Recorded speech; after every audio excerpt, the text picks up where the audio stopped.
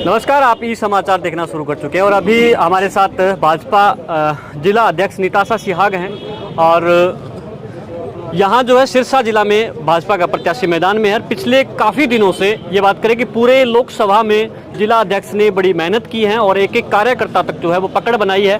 Party का संगठन है उसको लेकर जो है चर्चा करेंगे, कहाँ कहाँ और कमियाँ आपको लग रही है, पर पूरा कंप्लीट हो गया लोकसभा। भारतीय जनता पार्टी का संगठन निरंतरता से बढ़ता रहता है और निरंतर हमारी गतिविधियां संगठन को लेकर चलती रहती हैं और निरंतर हमारी जो नियुक्तियां हैं वो होती रहती हैं। अभी हमारी जिले से लेके मंडल स्तर, मोर्चों की लेके प्रकोष्ठ और हमारे विभाग ये सारे गठित हो चुके हैं। हमारे शक्ति केंद्रों के पालक प्रमुख और बूथ अध्यक्ष बन चुके हैं और इवन कि हमारे बूथ के एजेंट तक अब तक बन चुके हैं। और निरंतर पूरी लोकसभा के अंदर हमारे चाय पे चर्चा कार्यक्रम चल रहे हैं, क्योंकि अभी हमें भी पता है कि हमारा पूरा किसान भाई है वो खेत के अंदर है और ये फसल हमारे लिए बहुत ज़रूरी होती है, पूरी मेहनत का समय होता है। और उसी निमित्त आज हमारे जो दौरे हैं, अब पूरे एलनाबाद शहर के आज हमारे कार्यक्रम है, जिसमें हमारी सभी के साथ नुक्कड़ के सभाओं के नाते भी, चाय के ऊपर चर्चा के नाते भी हमारे आज कार्यक्रम है और एक बहुत बड़ा जन समर्थन। और सबसे बड़ी बात, मैं आपके माध्यम से एक चीज़ शेयर ज़रूर करना चाहूँगी, जो सबसे बड़ा समर्थन है वो आज युवा शक्ति का समर्थन है भाजपा के साथ। और जब मैंने व्यक्तिगत रूप से उनके बीच में जाकर ये चीज़ पूछी तो उनके मन की एक बड़ी बात थी। उन्होंने जो मेरे को कहा, मेरा मन बड़ा प्रसन्न हुआ उस बात को जानकर। उन्होंने कहा कि बहन जी, हम लोग जो गरीब परिवारों के बच्चे हैं, हम जब पढ़ाई थी, पढ़ाई के बाद हम निरंतर हम ये सोचना शुरू कर देते थे कि जो दिहाड़ी हमारे फादर साहब ने की है, शायद हमें भी यही दिहाड़ी मजदूरी करके हमें हमारा पेट पालना पड़ेगा। लेकिन जब से माननीय हमारे पूर्व के मुख्यमंत्री रहे श्री मनोहर लाल जी ने बिना खर्ची बिना पर्ची जो नौकरियां दी, उसके लिए हम उनके कायल हैं और हमारे लिए वो एक भगवान का स्वरूप बनकर आए हैं। क्योंकि जब हम किसी सरकारी नौकरी के लिए पेपर देने भी जाते हैं, ये एक ह्यूमन नेचर है कि हम सबसे पहले भगवान के आगे शीश निभाते हैं, भगवान को हम प्रणाम करते हैं कि हे भगवान, मैं इस नौकरी के लिए इंटरव्यू देने जा रहा हूँ या पेपर देने जा रहा हूँ, मुझे इसमें सफल करना।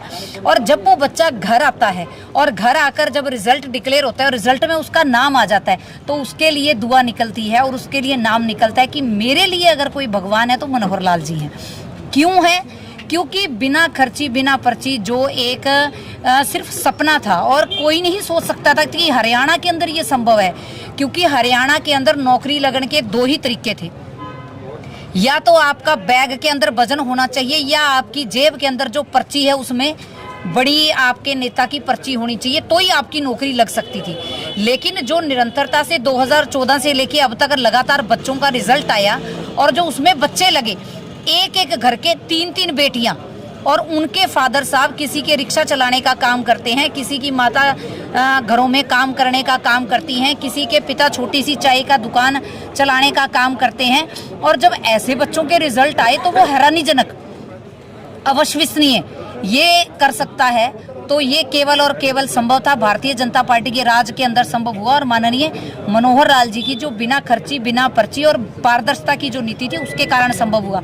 तो उन्होंने विशेष रूप से धन्यवाद दिया कि ऐसी सरकार हमें आने वाले नहीं, आज हमें ये नौकरी मिली है। हम ये चाहते हैं कि जिस मतलब के मेरिट के बेस पर हमें ये नौकरी मिली, हम ये चाहते हैं कि हमारे बच्चों को भी इस मेरिट पे नौकरी मिले। इसलिए जो 2047 का नरेंद्र मोदी जी ने विजन दिया है, हम तो चाहते हैं उससे आगे भी भारतीय जनता पार्टी की सरकार रहे और भारतीय जनता पार्टी की सरकार के अंदर ऐसे ही बिना खर्ची बिना पर्ची हमारे बच्चे भी नौकरियां लगे। मुझे ये सुन के बड़ा अक्सर देखा जाता है कि जो घोषणा पत्र कहें या आपने संकल्प पत्र जिसको नाम दिया है आपकी पार्टी ने, वो 5 साल का एक विजन होता है कि हम आए सत्ता में तो 5 साल में ये करेंगे। लेकिन ये 20 साल वाला, 23 साल, 25 साल वाला जो है, ये पहली बार सुना है। ऐसा क्यों? ये घोषणा पत्र और संकल्प पत्र ये इसका विषय है। भारतीय जनता पार्टी संकल्प लेके काम करती है और भारतीय जनता पार्टी ने ये संकल्प किया है कि 2047 तक हमें भारत को विकसित राष्ट्र बनाना है। और विकसित राष्ट्र बनाने के विजन को कौन लेके चल सकता है? जो देश के बारे में सोचेगा, जो अपने बारे में सोचेगा, जो अपने परिवार को आगे बढ़ाने बारे में सोचेगा, जो अपने पोतों की, अपने बेटों की राजनीति को चमकाने के बारे में सोचेगा, वो ये विजन ले ही नहीं सकता। और नरेंद्र मोदी जी ने कहा ही नहीं, करके दिखाया कि पूरा जो भारत है वो उनका परिवार है, और पूरा भारत कहता है कि हम मोदी जी का परिवार हैं। और मोदी जी का ये संकल्प है कि उन्होंने अपने परिवार के हर एक वर्ग को आगे बढ़ाना है। जब हर एक वर्ग आगे बढ़ेगा तो हमारा 2047 का सपना साकार होगा। तो ये रखने का दम भी अगर कोई रखता है तो भारतीय जनता पार्टी और नरेंद्र मोदी जी रख सकते हैं। सिरसा में क्या स्थिति है वर्तमान में? अभी तक तो विपक्षी पार्टियों का कैंडिडेट भी नहीं आया, एक कैंडिडेट जरूर आया है, कितना सीरियस उसको लेते हो आप? भारतीय जनता पार्टी का कैंडिडेट जब से डिक्लेयर हुआ, सिरसा से लेकर दिल्ली तक की हमारा सफर है, और भारतीय जनता पार्टी का कैंडिडेट सिरसा से चलकर रोहतक तक पहुंच चुका है, और अभी तक बाकी पार्टियों के कैंडिडेटों का ये पता भी नहीं है कि वो सिरसा आएंगे भी या वहीं से यू टर्न लेके वापस हो लेंगे। तो मुझे लगता है कि भारतीय जनता पार्टी का जो संकल्प है कि हमें 400 पार जाना है, ये भारतीय जनता पार्टी का संकल्प नहीं है, एक कैंडिडेट आया सिरसा में, कितना जनता का संकल्प है। एक कैंडिडेट आया सिरसा में, कितना सीरियस लेते? मुझे तो आपसे ही पता चल रहा है कि कोई कैंडिडेट आया भी है, ये आपके माध्यम से ही पता चला है, मुझे हालांकि पता भी नहीं है।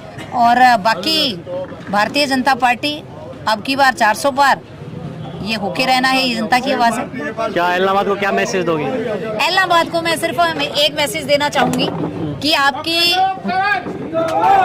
जो डिमांड है, आपका जो काम है, पहले भी भारतीय जनता पार्टी ने किया, और इलाहाबाद विधानसभा के नाते हमारा दुर्भाग्य रहा कि हम विपक्ष में बैठे, लेकिन आज तक जीतने के बाद कभी दिखने को नहीं मिलते कैंडिडेट। लेकिन पिछले टर्म में जब केंद्रीय नेतृत्व को हमने हमारा एमपी दिया तो 6 बड़ी ट्रेनें, जो कि इलाहाबाद की बहुत बड़ी डिमांड थी, उसको पूरा भारतीय जनता पार्टी ने करके दिखाया है। और आगे के भी जो सपने हैं उनको साकार केवल और केवल भारतीय जनता पार्टी करेगी। पानी के नाते अभी आपको बताया गया कि उसका टेंडर हो चुका है, और भाखड़ा का पानी बहुत जल्दी हमारे इलाहाबाद को मिलने जा रहा है। Thank you. बातचीत के लिए शुक्रिया। ये हमारे साथ भारतीय जनता पार्टी के जिला अध्यक्ष निताशा राकेश सियाग थी। उन्होंने दावा किया कि हमारा कैंडिडेट जो है वो दिल्ली से जो है वो रोहतक तक पहुंच गया है और आने वाले समय में दिल्ली तक पहुंचेगा, और किसी भी पार्टी की अभी तक हिम्मत नहीं हुई है कि यहाँ मैदान में प्रत्याशी उतारा जाए।